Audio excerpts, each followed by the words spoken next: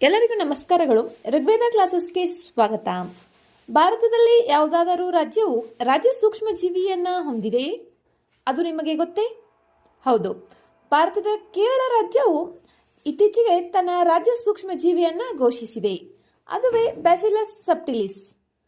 ಈ ವಿಡಿಯೋದಲ್ಲಿ ಅದರ ಬಗ್ಗೆ ತಿಳಿದುಕೊಳ್ಳೋಣ. ಬ್ಯಾಸಿಲಸ್ ಸಬ್ಟಿಲಿಸ್ ಎಂದರೆ ಏನು? ಇದು ಒಂದು ಪ್ರೋಬಯೋಟಿಕ್ ಬ್ಯಾಕ್ಟೀರಿಯಾ. ಪ್ರೋಬಯೋಟಿಕ್ ಬ್ಯಾಕ್ಟೀರಿಯಾ ಎಂದರೆ ಏನು? ಇದು ಮಣ್ಣು, ನೀರು, ಸಸ್ಯಗಳು ಮತ್ತು ಮನುಷ್ಯರ ಹಾಗೂ ಪ್ರಾಣಿಗಳ ಕರುಳಿನಲ್ಲಿ ನೈಸರ್ಗಿಕವಾಗಿ ಕಂಡುಬರುವ ಒಂದು ಪ್ರಯೋಜನಕಾರಿ ಬ್ಯಾಕ್ಟೀರಿಯಾ ಆಗಿದೆ.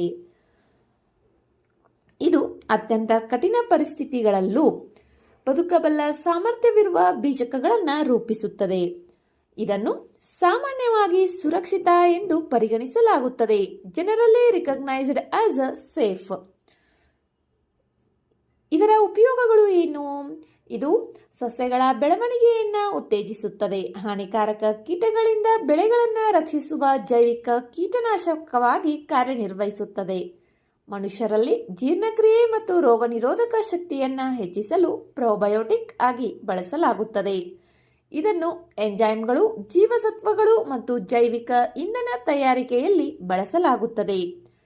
ಕಲುಷಿತ ಮಣ್ಣಿನಿಂದ ಭಾರೀ ಲೋಹಗಳನ್ನು ತೆಗೆದುಹಾಕಲು ಮತ್ತು ಸ್ವಯಂ ಗುಣಪಡಿಸುವ ಕಾಂಕ್ರೀಟ್ ತಯಾರಿಕೆಯಲ್ಲಿ ಇದು ಸಹಾಯಕಾರಿಯಾಗಿದೆ.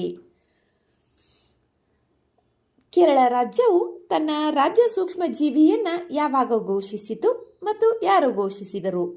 ಜನವರಿ 23, 2026ರಂದು ಕೇರಳದ ಮುಖ್ಯಮಂತ್ರಿ ಪಿನರಾಯಿ ವಿಜಯನ್ ಅವರು ತಿರುವನಂತಪುರಂನಲ್ಲಿ ಈ ಘೋಷಣೆಯನ್ನ ಮಾಡಿದರು.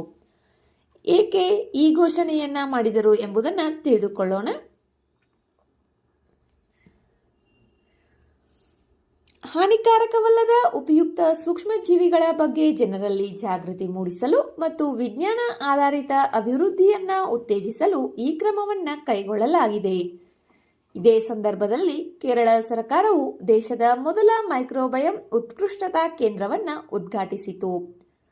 ಭಾರತದಲ್ಲಿ ರಾಜ್ಯ ಸೂಕ್ಷ್ಮಜೀವಿಯನ್ನ ಹೊಂದಿರುವ ಮೊದಲ ರಾಜ್ಯ ಯಾವುದು? ಅದುವೇ ಕೇರಳ.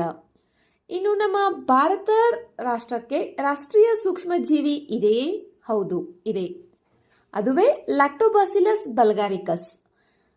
2012ರಲ್ಲಿ ಲ್ಯಾಕ್ಟೋಬ್ಯಾಸಿಲಸ್ ಬಲ್ಗಾರಿಕಸ್ ಅನ್ನ ರಾಷ್ಟ್ರೀಯ ಸೂಕ್ಷ್ಮಜೀವಿ ಎಂದು ಘೋಷಣೆ ಮಾಡಲಾಗಿದೆ.